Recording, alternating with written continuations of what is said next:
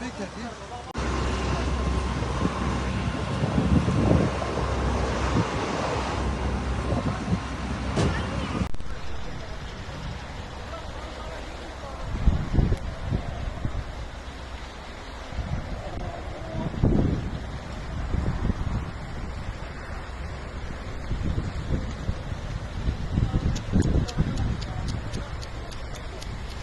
Hayful.